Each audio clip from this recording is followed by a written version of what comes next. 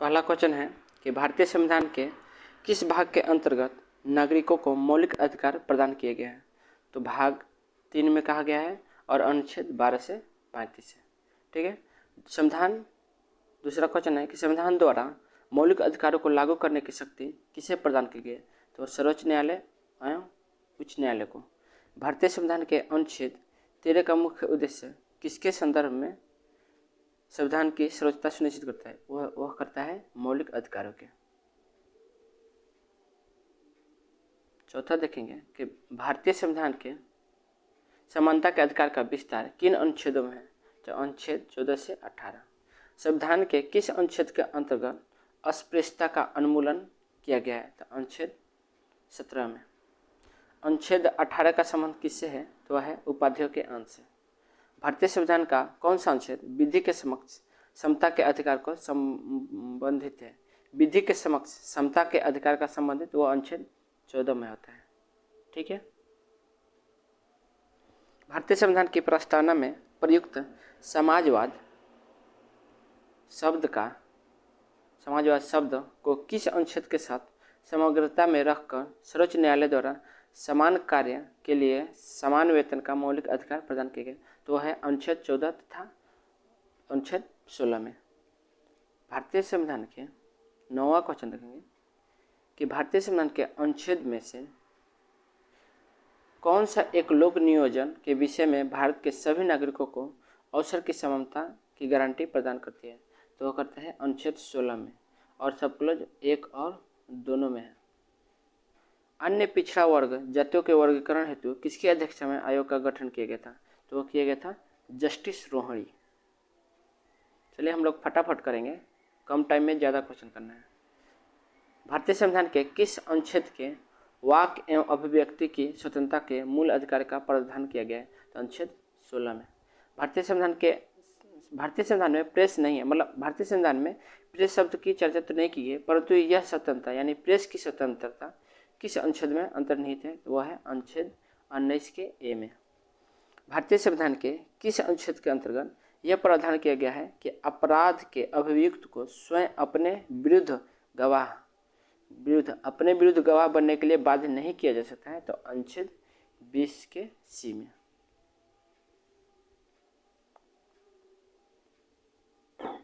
संविधान का कौन सा अनुच्छेद दोष सिद्धि के संबंध में अभियुक्ति को दोहरे दंड एवं स्व अभिशासन के संरक्षण प्रदान करता है। मतलब अभियुक्ति के दोहरे दंड, मतलब किसी को दोहरा दंड नहीं दे सकते हैं। स्व अभिशासन के संरक्षण प्रदान करता है, वह है अनुच्छेद 20। भारतीय संविधान का कौन सा अनुच्छेद व्यक्ति की विदेश यात्रा के अधिकार को संरक्षण प्रदान करता है। तो अनुच्छेद 21।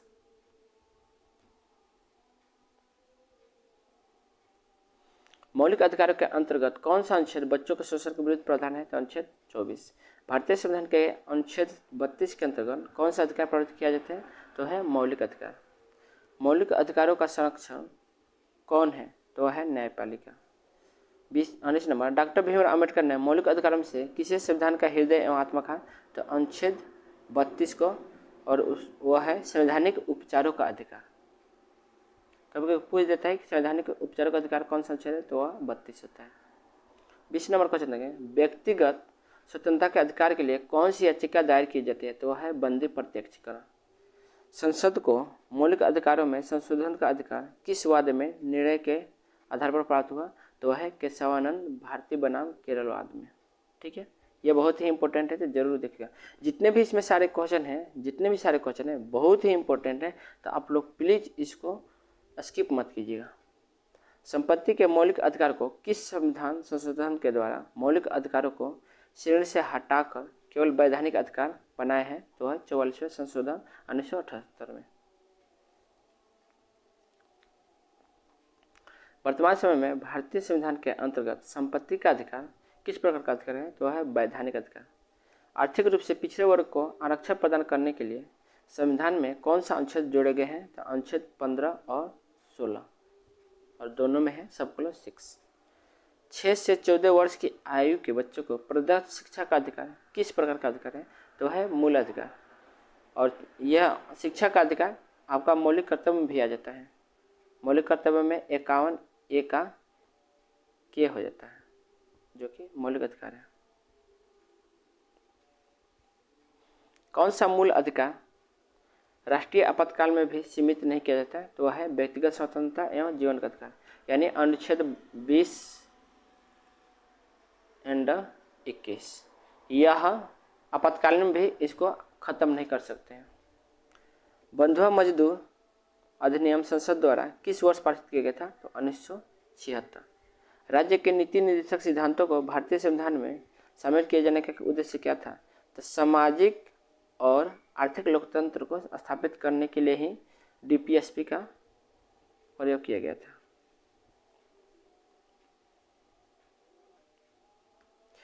कल्याणकारी राज्य की संकल्पना का समावेश संविधान के किस भाग में किया गया है? तो वह राज्य के नीति निर्देशक सिद्धांतों में, और यह भाग 4 में लिखित है। नीति निर्देशक सिद्धांत है वाद योग्य नहीं है। संविधान के अनुच्छेद में उद्योगों के प्रबंध में कर्मकारों की भागीदारी का प्रावधान किया गया है, तो वह है अनुच्छेद 43 में।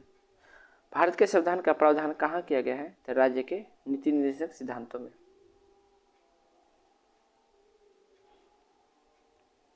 राज्य के नीति निर्देशक सिद्धांतों में कौन सा अनुच्छेद अंतर्राष्ट्रीय शांति और सुरक्षा के संवर्धन से संबंधित है? तो अनुच्छेद 51। राज्य के नीति निर्देशक सिद्धांत एक ऐसा चेक है जो बैंक की सुविधा अनुसार अदा किए थे। तो वह किसने कहा था? तो वह कहा था केटी शाह ने। किस देश के संवैधानिक प्रावधानों से प्रभावित होकर भारतीय संविधान में मूल कर्तव्यों को शामिल किया गया है? तो वह पूर्व सोवियत संघ, जो आज रूस कहा जाता है, रसिया। ठीक है।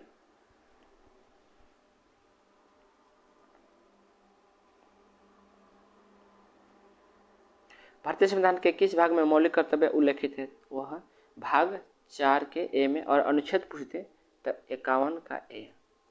यह भाग पूछे तो 4 का ए और अनुच्छेद 51 का ए। भारतीय संविधान में मूल कर्तव्य किस समिति के अनुशंसा पर शामिल किए गए हैं? तो सरदार स्वर्ण सिंह समिति 1976 में।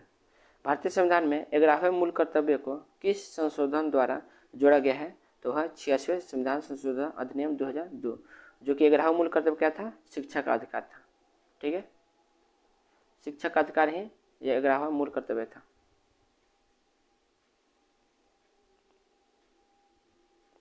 मूल कर्तव्य को मुख्यतः किन 2 वर्गों में रखा जाता है? तो नैतिक कर्तव्य और नागरिक कर्तव्य में। मूल कर्तव्य के अंतर्गत स्वतंत्रता संग्राम के उच्च आदर्शों का सम्मान किस प्रकार का कर्तव्य है? तो वह है नैतिक कर्तव्य। महिलाओं के सम्मान के लिए कुप्रथाओं का त्याग करना प्रत्येक भारतीय नागरिक का कर्तव्य है। यह किस अनुच्छेद में वर्णित है? तो अनुच्छेद 15 के क और सब क्लोज 5। मूल कर्तव्य किन पर लागू होते हैं? तो केवल वह भारतीय नागरिक पर ही लागू होंगे।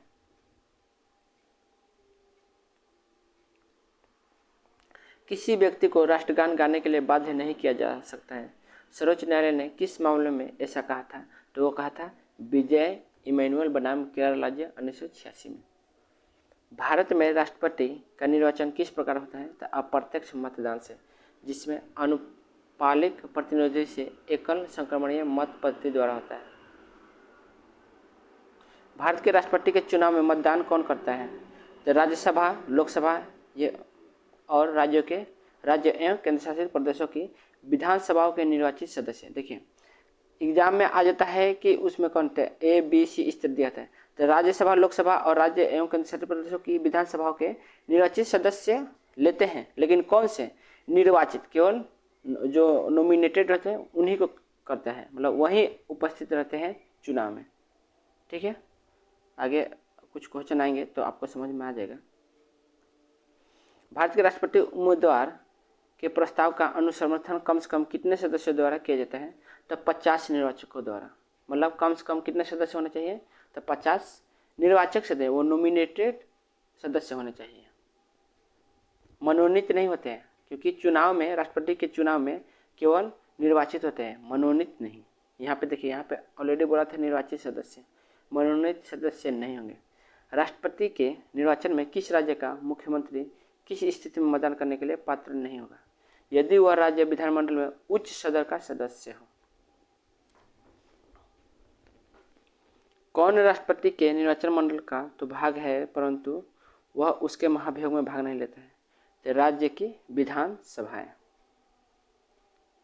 देखिए यहाँ पे विधानसभा के निर्वाचित सदस्य बोला था राष्ट्रपति के चुनाव में, लेकिन जब उसमें महाभियोग लगाया जाएगा, जो कि अनुच्छेद 61 में लगाया जाता है महाभियोग लगाया जाएगा, तो विधानसभा के जो सदस्य होंगे वो भाग नहीं लेंगे, केवल राज्यसभा और लोकसभा ही लेंगे, बाकी कोई नहीं लेगा।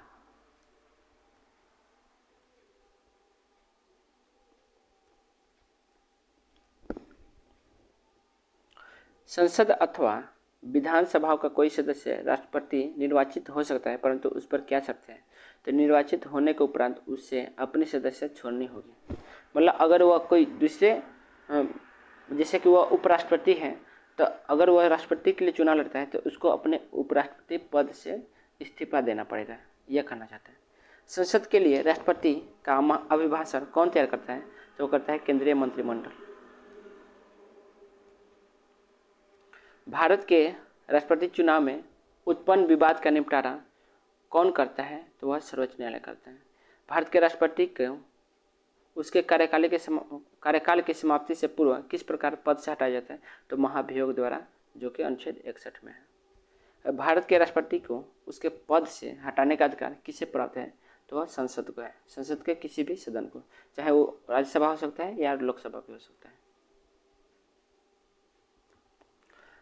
संघ की कार्यपालिका शक्ति किस अनुच्छेद के अंतर्गत राष्ट्रपति में निहित है? तो अनुच्छेद 53 के।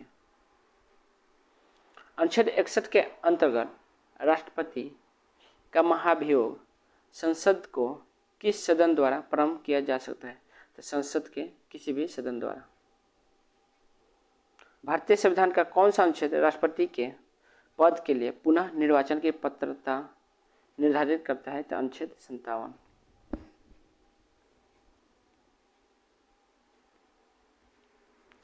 राष्ट्रपति को कोई भी विषय पुनर्विचार के लिए मंत्रिपरिषद को वापस भेजने का अधिकार किस संविधान संशोधन द्वारा प्रदान किया गया है? तो 44वें संशोधन द्वारा।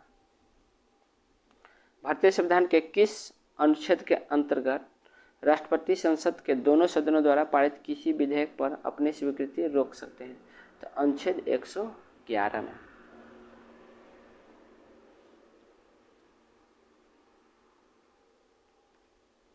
किस अनुच्छेद के अंतर्गत राष्ट्रपति कुछ आकस्मिकताओं में राज्यपाल के कार्यों के निर्वहन हेतु उपबंध कर सकता है? तो अनुच्छेद 160 में। सर्वोच्च न्यायालय के न्यायाधीश को उसके पद से हटाने का अधिकार किसे प्राप्त है? तो राष्ट्रपति को।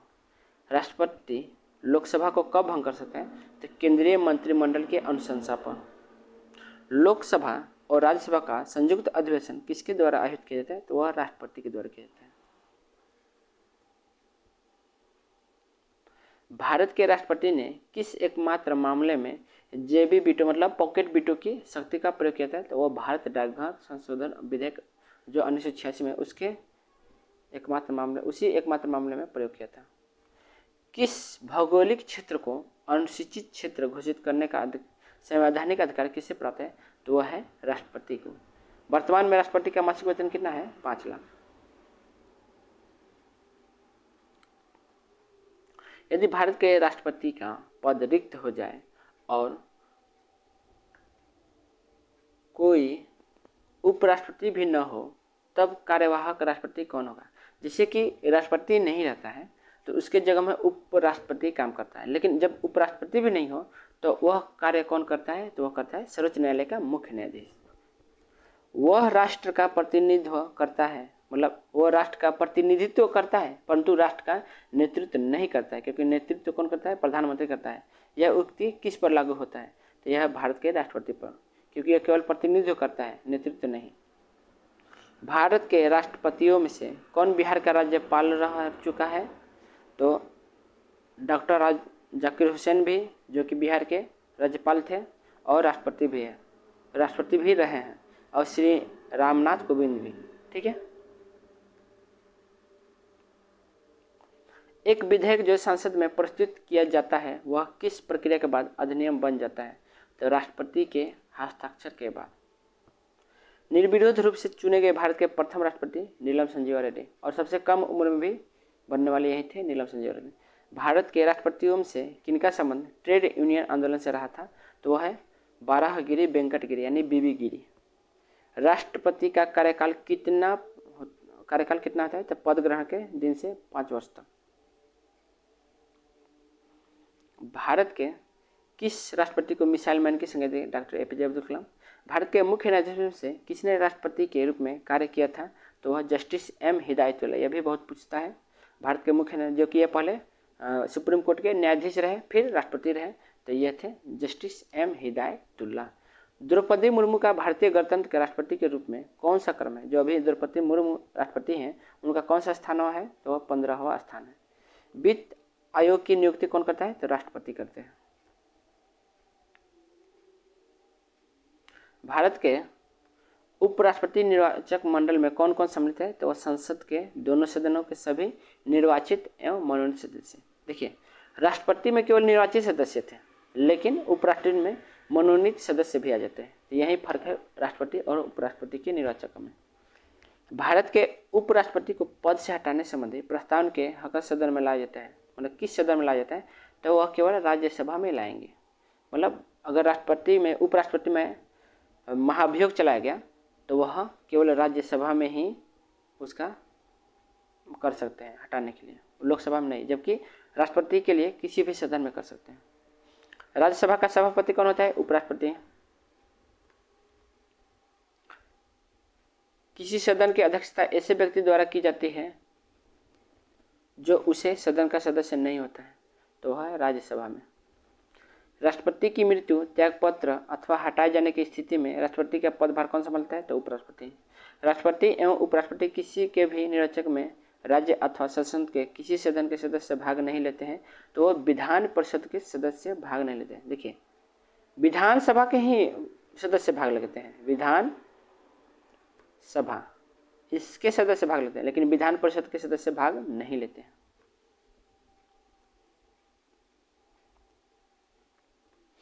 भारत का राष्ट्रपति अपना त्यागपत्र किसको संबोधित करके देता है? तो उपराष्ट्रपति को। भारत का प्रथम महान्यायाधीश कौन था? तो A.C. शीतलवाड़। भारत सरकार के कानूनी विषयों पर परामर्श कौन देता है? तो महान्यायवादी अटॉर्नी जनरल। भारत का सर्वोच्च विधि अधिकार कौन होता है? तो भारत का महान्यायवादी। भारत का महान्यायवादी किसका विधि सलाहकार होता है? तो वो भारत सरकार का होता है। अनुच्छेद 76 के अनुसार महान्यायवादी किसके प्रसाद पर्यंत पद धारण करता है? तो वह राष्ट्रपति के। और पूछता है कि अटॉर्नी जनरल या महान्यायवादी किस अनुच्छेद में आता है? तो अनुच्छेद 76 में आता है। सॉलिसिटर जनरल कौन होता है? तो महान्यायवादी के अधीनस्थ में काम करता है। वर्तमान में भारत के महान्यायवादी कौन है? तो आर वेंकट रमानी है। तो देख लीजिएगा, शायद कोई चेंज ना हुआ हो। भारत के प्रथम नियंत्रक एवं महालेखा परीक्षक कौन थे? तो बी नरसिम्हा राव। बी नरसिम्हा नहीं, वीर नरहरि राव।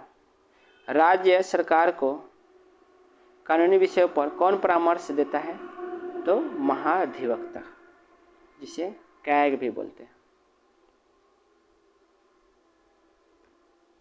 संसद की लोक सेवा समिति की बैठकों में कौन उपस्थित रहता है? तो भारत का नियंत्रक एवं महालेखा परीक्षक। भारत के नियंत्रक एवं महालेखा परीक्षक के पद का सृजन किसके द्वारा किया जाता है? तो संविधान द्वारा किया जाता है। जबकि महान्यायवादी वाला राष्ट्रपति के द्वारा किया जाता है। भारत के नियंत्रक एवं महालेखा परीक्षक का कार्यकाल कितने वर्ष होता है? तो 6 वर्ष। देखिए, इसका होता है 6 वर्ष तक, लेकिन जो महान्यायवादी होता है वह राष्ट्रपति के दया पर रहता है। भारत का नियंत्रक एवं महालेखा परीक्षक किसका मार्गदर्शक होता है? तो लोक लेखा समिति का होता है। राज्य एवं केंद्र सरकारों के सभी खर्चों की वित्तीय जांच कौन करता है? तो नियंत्रक एवं महालेखा परीक्षक। नियंत्रक एवं महालेखा कर के पेंशन एवं भत्ता का किस प्रकार भारित होते हैं? तो भारतीय संचित निधि से होता है। संविधान के किस अनुच्छेद में के अंतर्गत धन विधेयक को परिभाषित किया गया है? तो अनुच्छेद 110 के। लोकसभा अध्यक्ष अपना त्यागपत्र किसको सौंपता है? तो लोकसभा उपाध्यक्ष को। संविधान के अनुच्छेद 82 के अनुसार लोकसभा की सीटों का राज्यों के मध्य आवंटन किस वर्ष की जनगणना के आधार पर किया गया, तो अनुच्छेद 1971 के। चलिए हम लोग 100 क्वेश्चन देख चुके हैं, आगे चलते हैं। राज्यसभा की एकांतिक शक्ति के अंतर्गत कौन सा अनुच्छेद आता है, तो अनुच्छेद 249। संविधान की चौथी अनुसूची किस प्रकार के प्रावधान है, तो राज्यसभा के स्थानों के आवंटन से संबंधित। भारतीय संविधान के अंतर्गत संसद के सदस्यों के विशेष अधिकारों तथा उन्मुक्तियों को कौन सा एक प्रावधान निर्धारित किया करता है, तो अनुच्छेद 105।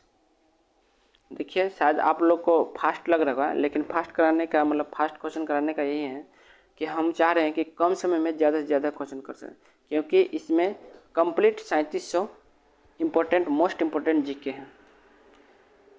राज्यसभा का सदस्य बनने के लिए न्यूनतम आयु कितनी होनी चाहिए, तो 30 वर्ष।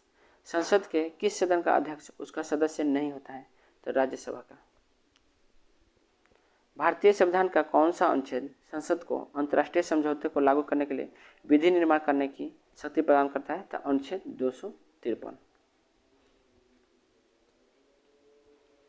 लोकसभा में राज्यसभा सीटों का आवंटन वर्ष 1971 को जनगणना पर आधारित है। यह निर्धारण किस वर्ष तथा यथावत रहेगा, तो 2026 तक रहेगा।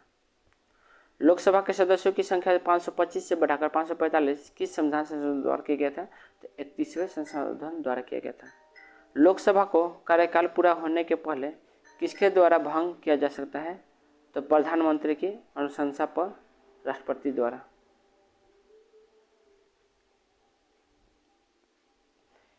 किस राज्य में लोकसभा में अनुसूचित जातियों के लिए सर्वाधिक सीटें रहती है, तो वह मध्य प्रदेश में।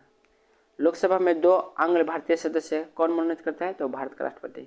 लोकसभा चुनाव निर्वाचित होने के लिए उस व्यक्ति की न्यूनतम आयु कितनी निर्धारित की गई है, तो 25 वर्ष। राज्यसभा में 30 वर्ष है और लोकसभा में 25 वर्ष है। लोकसभा एवं राज्यसभा का सर्वाधिक प्रतिनिधित्व भारत के किस राज्य से आते हैं, तो यह है यूपी से। उत्तर प्रदेश के पश्चात लोकसभा में सर्वाधिक सीटें किस राज्य में है, तो महाराष्ट्र में है। मतलब उत्तर प्रदेश के बाद में कौन से राज्य में सबसे ज़्यादा लोकसभा सीटें हैं, तो वह महाराष्ट्र में है, 48 है। क्षेत्रफल की दृष्टि से सबसे बड़ा लोकसभा निर्वाचक क्षेत्र कौन है तो वह है लद्दाख। परिसीमन के पश्चात उत्तर प्रदेश में मतदाताओं की संख्या की दृष्टि से सबसे बड़ा लोकसभा क्षेत्र कौन सा है, तो उन्नाव उत्तर प्रदेश है। लोकसभा के पहला आम चुनाव किस वर्ष हुआ था, तो 25 अक्टूबर 1951 से 21 फरवरी 1952 के मध्य। ये आप लोग देख लीजिएगा। एक वर्ष लोकसभा के कम से कम कितने सत्र बुलाए जाते हैं, तो 2। मतलब एक वर्ष में कम से कम 2 सत्र बुलाए जाना ही जरूरी है।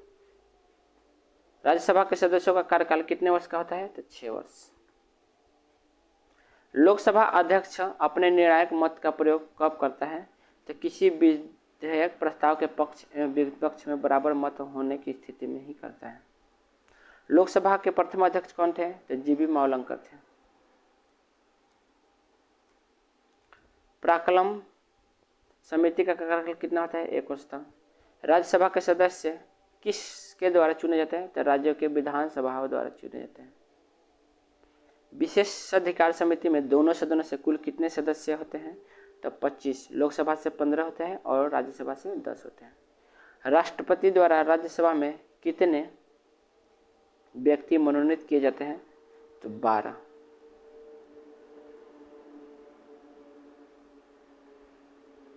राज्यसभा के नामांकित होने वाले प्रथम अभिनेत्री कौन थी, तो नरगिस दत्त 1980 से 1976। लोकसभा की प्रथम महिला अध्यक्ष कौन थी, तो मीरा कुमार 4 जून 2019 से 4 जून 2014 तक। वे प्रथम लोकसभा अध्यक्ष कौन थे जिनके विरुद्ध लोकसभा सीमा के अविश्वास प्रस्ताव लाया गया था, तो वह था जीबी मावलंकर, जिनके विरुद्ध लोक सीमा के अविश्वास प्रस्ताव पूछता है कि अविश्वास प्रस्ताव किनके विरुद्ध लाया गया था, तो वह जीबी मावलंकर। लोकसभा का सचिवालय किसके नियंत्रण में होता है, तो लोकसभा अध्यक्ष के। भारतीय राजनीतिक व्यवस्था में कौन नियंत्रित होता है, तो संविधान होता है। भारत की संसदीय प्रणाली किस मॉडल पर आधारित है? तो ब्रिटेन के वेस्टमिंस्टर के आधार पर है। धन विधेयक संसद के किस सदन में पुनः स्थापित किया जाता है? तो केवल लोकसभा में करते हैं। मतलब धन विधेयक केवल आप लोकसभा में ही ला सकते हैं। धन विधेयक राज्य विधानमंडल के किस सदन में प्रस्तुत किया जाता है? तो केवल विधानसभा में। अगर राज्य की बात करें तो वह केवल विधानसभा में, विधान परिषद में नहीं। और पूरे राष्ट्र में करें तो वह केवल लोकसभा में। बजट की रूपरेखा किस विभाग के द्वारा तैयार की जाती है? तो आर्थिक कार्य विभाग द्वारा।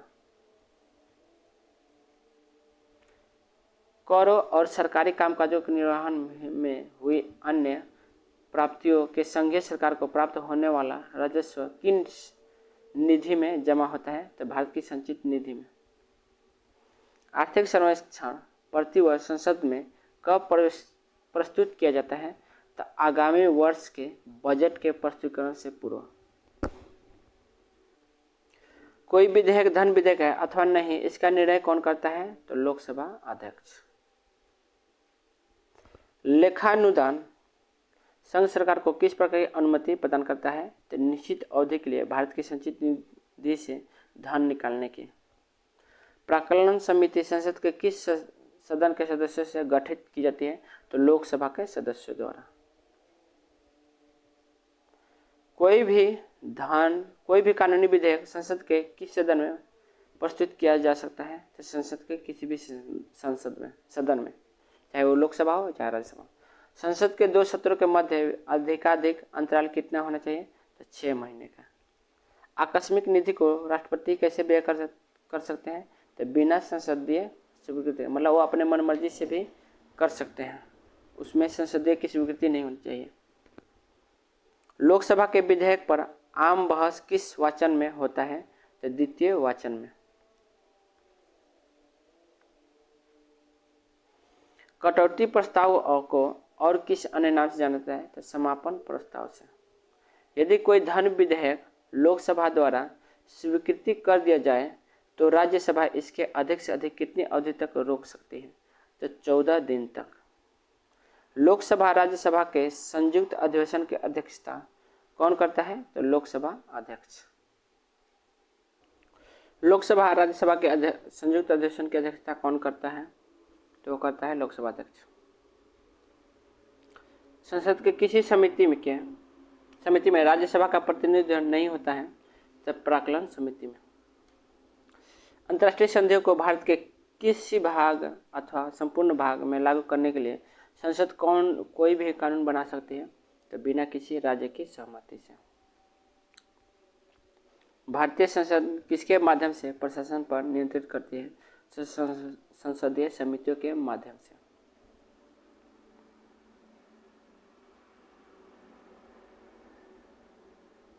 सरकार द्वारा लोकसभा में अपना बहुमत सिद्ध करने के लिए कौन सा प्रस्ताव रखा जाता है? तो विश्वास प्रस्ताव। भारतीय संसद के दोनों की प्रथम संयुक्त बैठक किस विधेयक पर हुई है? तो दहेज अनुमूलन विधेयक 1961 में। दहेज, यहाँ पे बहेज नहीं बल्कि दहेज अनुमूलन विधेयक होना चाहिए। लोक लेखा समिति अपनी रिपोर्ट किसे प्रस्तुत करता है? तो लोकसभा अध्यक्ष को। संसद के लोक सेवा समिति के अध्यक्ष की नियुक्ति किसके द्वारा की जाती है? तो लोकसभा अध्यक्ष के द्वारा।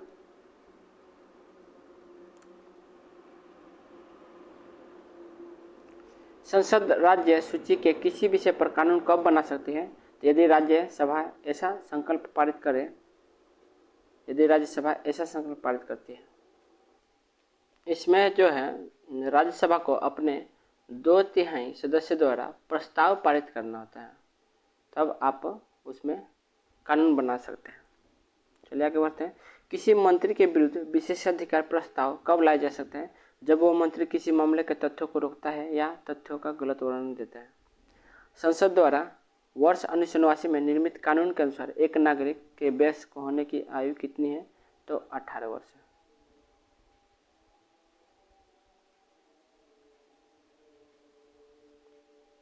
लोकसभा में शून्यकाल की अवधि अधिक से अधिक कितने होती है? तो 1 घंटा।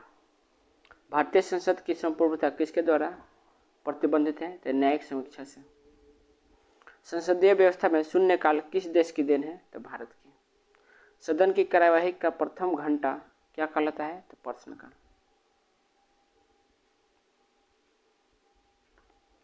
वित्त आयोग द्वारा की गई सिफारिशों को संसद सदन के समक्ष कौन रखवाता है? तो भारत के राष्ट्रपति।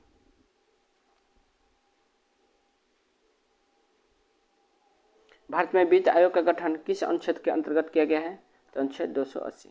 वित्त आयोग का कार्यकाल कितना होता है? 5 वर्ष। वित्त आयोग में अध्यक्ष के अतिरिक्त कुल कितने सदस्य होते हैं? तो 4 अन्य सदस्य होते हैं।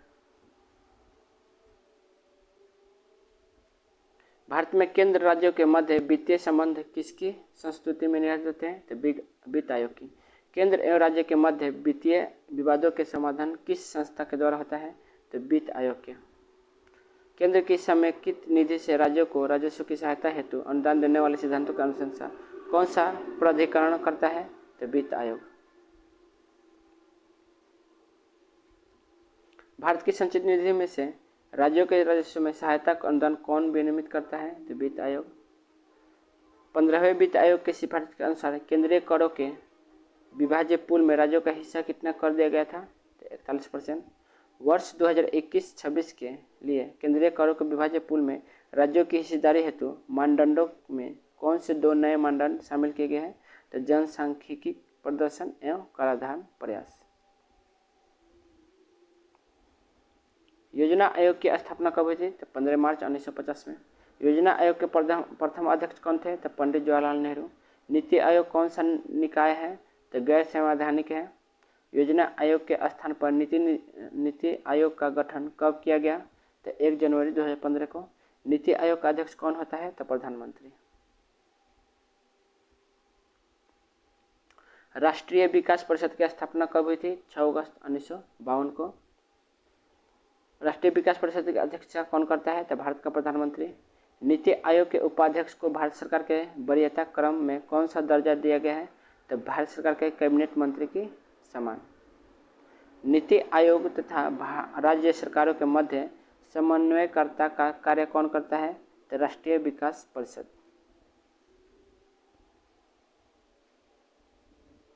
राजनीतिक दल को राष्ट्रीय या क्षेत्रीय दल की मान्यता देने की अधिकार किसे प्राप्त है? तो चुनाव आयोग को। भारत के मुख्य निर्वाचक आयुक्त की पदावधि क्या है? तो 6 वर्ष या 65 वर्ष की आयु, जो भी पहले हो जाए। मतलब 6 वर्ष तक अगर रहे तो 6 वर्ष, लेकिन अगर उसकी उम्र 65 वर्ष से खत्म हो गई तो उसका पद भी खत्म हो जाएगा। भारत के मुख्य चुनाव आयुक्त को किसके द्वारा नियुक्त किया जाता है? तो राष्ट्रपति के द्वारा। आंतरिक दलीय लोकतंत्र का उपयोग कहाँ होता है? तो दल के आंतरिक चुनाव हेतु, जो दल के पदाधिकारियों के चयन हेतु समय समय पर होता है। मुख्य चुनाव आयुक्त को किस प्रकार उसके पद से हटाया जा सकता है? तो संसद के दोनों सदनों के सदस्य द्वारा 2/3 बहुमत पारित के पर रखा कर सकते हैं। राष्ट्रपति का चुनाव किसके द्वारा संचालित किया जाता है? तो भारत के निर्वाचन आयोग द्वारा। सांसदों की अयोग्यता संबंधी विवाद पर कौन निर्णय देता है? तो निर्वाचक आयोग के परामर्श से राष्ट्रपति देता है। संसद द्वारा किस व्यक्ति को चुनाव लड़ने के लिए अयोग्य करार दिया जाता है? तो न्यायालय द्वारा अपराधी घोषित होने पर। भारत में मताधिकार और निर्वाचन होने का अधिकार किस प्रकार का है? तो विधिक अधिकार है। राजनीतिक दलों को सर्वप्रथम संवैधानिक मान्यता किस वर्ष प्रदान की गई? तो वर्ष 1985 में। अनुपातिक प्रतिनिधित्व की आवश्यकता किस देश में नहीं होती है? तो जहां द्विदलीय प्रणाली प्रचलित हो। दिनेश गोस्वामी समिति का संबंध किससे है? तो लोकसभा चुनाव के सरकारी वित्तीयन से। निर्वाचक आयोग को किस वर्ष 3 सदस्यीय आयोग बना गया है? तो वर्ष 1989 एवं 1993 में। दल बदल निरोधक अधिनियम का पारित है 15 फरवरी 1985। निर्वाचन प्रक्रिया का आरंभ किसके द्वारा जारी की गई अधिसूचना से होता है? तो राष्ट्रपति। संविधान में मूल अधिकार किस भाग में उल्लिखित है? तो भाग 3 में। मूल अधिकार किन राज्यों पर निर्बाधन स्वरूप है? तो राज्य की विधायिक तथा कार्यपालिका शक्ति पर। मौलिक अधिकार किस प्रकार का अधिकार है? तो वाद योग्य, जबकि वही नीति निर्देशक तत्व वाद योग्य नहीं है। मौलिक अधिकार निलंबित किया जा सकता है तो आपातकालीन स्थिति में, लेकिन 20 और 21 नहीं होते हैं। भारतीय संविधान में किस अनुच्छेद के अंतर्गत मौलिक अधिकार प्रदान किए गए हैं? तो अनुच्छेद 12 से 35। तो चलिए आज हम लोग केवल 200 क्वेश्चन देखेंगे और आगे 100 क्वेश्चन का सीरीज लाएंगे। तो टोटल 3700 क्वेश्चन है, तो आप लोग जरूर अच्छे से देख लिएगा, क्योंकि इसको स्किप करेंगे तो शायद आपके नज़र से कोई इम्पोर्टेंट क्वेश्चन स्किप हो सकता है। तो बस इतना ही, चलिए, थैंक यू।